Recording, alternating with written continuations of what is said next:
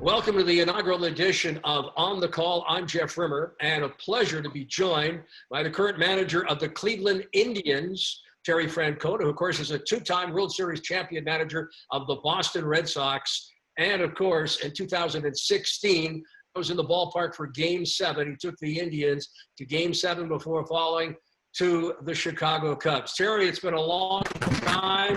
Great to have a visit with you. We go back a long ways, and I can't think of a better guy to have on our first show than the manager of the Indians and close friend, Terry Francona. Thanks, Jeff. I mean, we go back 40 years. That makes me feel kind of old. Well, for me, you're still a youngster. Let's talk in terms of us all kind of waiting to see the resumption of sports. You in baseball, you've already gone through spring training with the Indians in Arizona. You're back in Arizona now. What's the prognosis? What do you hear? And are we going to see the resumption of play in Major League Baseball here before long? I think the best way I can answer that is Major League Baseball is doing a really good job of trying to be prepared for just about any scenario that could happen, contingency plans.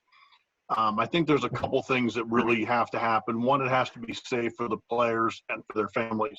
And then two, we can't take away from the public. And I think baseball is really respectful in that manner. Saying that, if we can find a window where we can accomplish those things, I think Major League Baseball would really like to try to play, which I think is a great thing. I think it could be good for everybody. And my hope would be that it would almost be a celebration, knowing that the game's going to look different. There's not going to be people in the stands and things like that, and everybody's going to have to be flexible. But I still think it can be a really positive thing.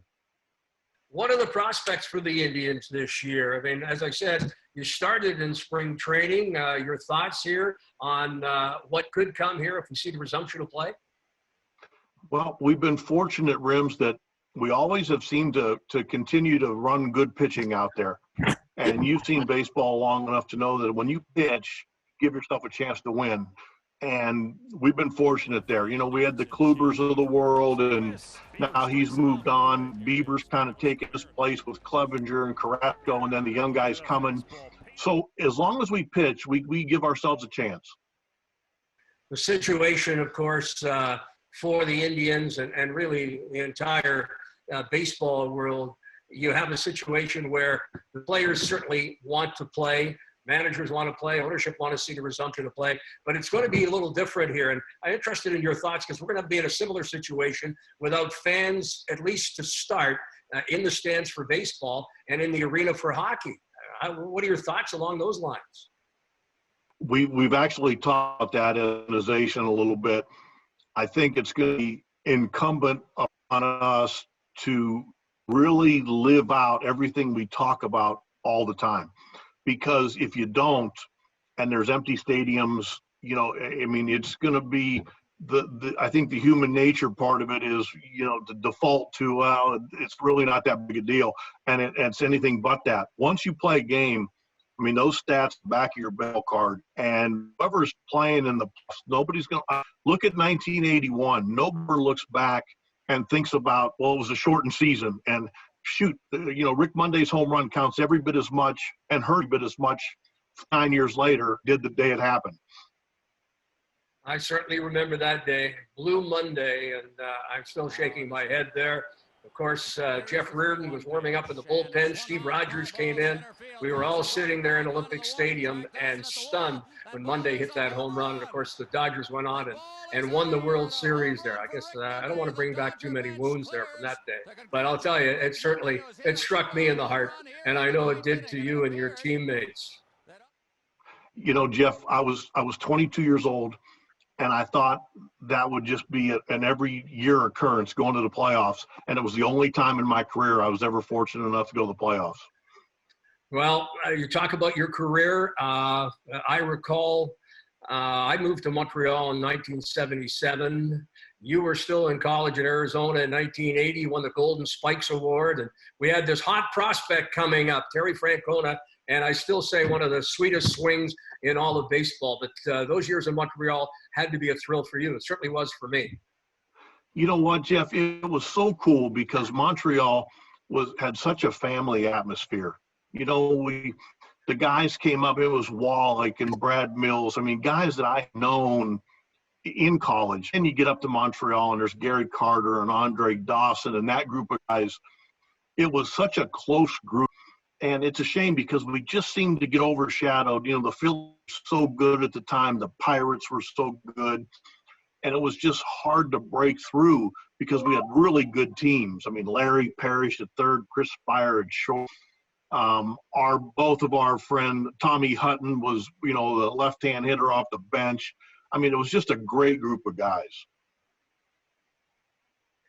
You know, I've got to bring this up, and you'll remember 1984 and my experience with Pete Rose. It became quite a story here. But I was reading something recently, and I guess it was around your birthday last month. A belated happy birthday, by the way. And the comment from Pete was, if you had taken a survey in the Expos clubhouse, the player who would least likely be manager is Terry Francona.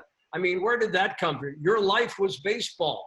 Your life, your dad played in the big leagues. Of course, you had that special relationship with him. And Rose says you were the least likely, in his opinion. What's that all about? Well, I think you got to remember, I was probably about 25, 26 years old at the time, and probably a little bit of a free spirit, to put it lightly. I didn't think at the time I would be a manager either. But, you know, as you move around from team to team and you keep your eyes open and you keep your ears open. And then, you know, I roomed with Buddy Bell when I was with the Reds, and he asked me if I wanted to start managing in the minor leagues, and it just kind of felt natural. But I agree with him. At that time in my career and my life, I never thought about that. It was the farthest thing from that I would ever think of. Now, I think that was a compliment. Certainly Pete, who we all know very well, he's got opinions on everything, but I think he said that in a complimentary way. But hey, you've come a long way, and I think a lot of that has to do, and I remember those years in Montreal with the relationship that you had with your father. And it's a situation, father-son, into the big leagues. We have a similar situation in Columbus. Our captain, Nick Foligno's dad, Mike, and his brother, Marcus, still playing in the National Hockey League in Minnesota. And there is that family bond that really is second to none. You know what? I'm so fortunate. I mean, my dad was, you know, he was always my hero, and he was never my coach, but he taught me to respect the game of baseball and to enjoy trying to play it correctly and to compete. And for that, boy, those are some valuable lessons. And I just remember growing up not realizing that somebody could be a different color or that it mattered. And when I got out in the world, it wasn't always the case. So when I look back on it, my folks were pretty special. Now, I later saw a similar situation in baseball. I moved on to Baltimore and did pre and post game for the Orioles. And I was there for the Ripken years. Cal, of course, the celebrated Hall of Famer, his brother Billy, and of course, Cal Ripken Sr., who really was the guy that invented the Oriole way, the winning way. And it was a similar situation. And I drew a parallel to your time in Montreal that I was fortunate enough to watch with your dad, and it certainly meant a lot to me. And we see that throughout sports, fathers and sons making it to major league sports. It's really something. I think more in baseball probably than any other sport, and it's really cool. That's part of what makes baseball so special are the stories that get passed down, and you know, from your grandpa to your dad to you, you know, reading the box score, how to read a box score. I just love that part of baseball. All right, you talked about managing in the minor leagues. And of course, I know you've been inundated with interview requests here. What with the Michael Jordan story and The Last Dance and its prominence, what was it like managing Jordan as he took a year off from the NBA and tried his hand at baseball? And how about those interviews? Have you had a chance to come up and actually relax with so many requests? You know, Jeff, it's been a busy week, and that's okay because I actually enjoyed talking about him. You know, it was such a great learning experience for me, and I didn't know it at the time. I was just trying to survive. But when I look back on it, you couldn't be put in a better learning experience. And the reason it worked so well for us is because of his respect for the game and respect for the people in the game. And that really jumped out at me. He made himself a member of the Birmingham Barons, and he didn't have to do that. I mean, he had rings from the Bulls, and that just really impressed me. And it made it easy to be patient with him with baseball stuff. And he was so hungry to learn everything he could about baseball. So it actually made it really fun. My memories are so fond of that year, and it's because of how he handled it. Have you stayed in touch with him? Yeah, I have. Actually, last night during the last dance, I was texting back and forth with him a little bit and just getting a little laugh about a couple things. But I try not to bug him much because I've seen how he lives his life and how people want to get at him. But every so often, I'll send him a note. Now, there was a columnist recently who wrote, there probably has never been a professional athlete more ruthless, more consumed with winning and personal success than Jordan. Is that a fair comment? No, I would take away the personal success one. It was all he cared about winning. That's what drove him, was winning. And he would do whatever he needed to do. And he was so talented that, I love Steve Kerr made a point last night, and he said, I'm pretty competitive. I just can't always back it up. There's a lot of people that are ultra competitive, just don't have the skills, that Michael has. But I saw it firsthand, whether it was playing ping pong or tennis or Yahtzee. He didn't want to just beat you. He wanted to pound you into oblivion. That was just his nature. Now, for you, success, first as a ball player in Montreal, and then as a manager. We talked in terms of 2 World Series championships. Your first year with the Red Sox, and a long drought in Boston. Was it 1918, the last time the Red Sox won? What was that like for you? And is that amongst the greatest thrills for you as a ball player and then later as a manager? I tell people so often those last 4 games against the Yankees were probably the 4 funnest baseball days of my life. It went from almost tragic to, 5 days later, we're going to the World Series. And it's probably appropriate that that's how the curse ended when all of a sudden people didn't expect us to win. They were kind of writing us off, and it was kind of cool. It was, I'm pretty good about staying in the moment and moving on. But it's fun every once in a while. I did something the other day with Johnny Damon, and it's fun to see those guys. I mean, the memories are so strong, as they should be, and they'll never go away. Now, Boston for me, and of course, I've never worked in Boston, but I've been there for many sports events, is a great sports town. Is there a lot of familiarity between the Red Sox, the Patriots, the Boston Bruins and the Celtics? Is that camaraderie there between the sports? And did you get to know some of the other personalities there while you were there? Yeah, I was fortunate enough. I got to know Doc Rivers actually really well, and enjoyed the heck out of him, and still do. I got a chance to meet Bill Belichick a few times. Scully, and came very close. He was the general manager with the Patriots.